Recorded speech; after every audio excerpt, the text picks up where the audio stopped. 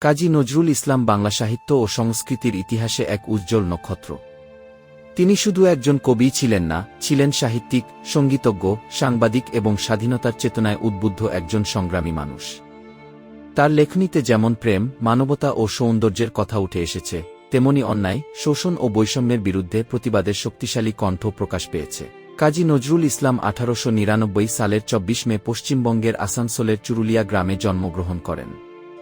ছোটবেলা থেকেই তিনি সাহিত্য ও সঙ্গীতের প্রতি গভীর আগ্রহী ছিলেন। জীবনের নানা প্রতিকূলতার মধ্যেও তিনি নিজের প্রতিভা ও পরিশ্রমের মাধ্যমে বাংলা সাহিত্যে এক অনন্য স্থান অর্জন করেন। তার বিখ্যাত কবিতা বিদ্রোহী বাংলা সাহিত্যে এক নতুন যুগের সূচনা করে।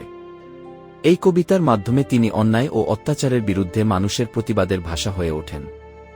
এজন্যই তিনি বিদ্রোহী কবি নামে পরিচিত। নজরুল মানুষের মধ্যে সাম্য, ভ্রাতৃত্ব ও মানবতার বার্তা ছড়িয়ে দিতে চেয়েছিলেন। ধর্ম, বর্ণ বা জাতিগত বিভেদকে তিনি কখনো সমর্থন করেননি।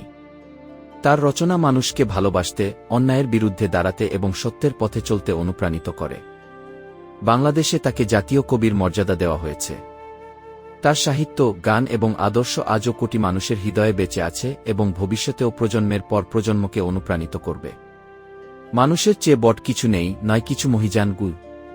কাজী নজরুল ইসলামের এই চেতনা আজও আমাদের জন্য পথপ্রদর্শক।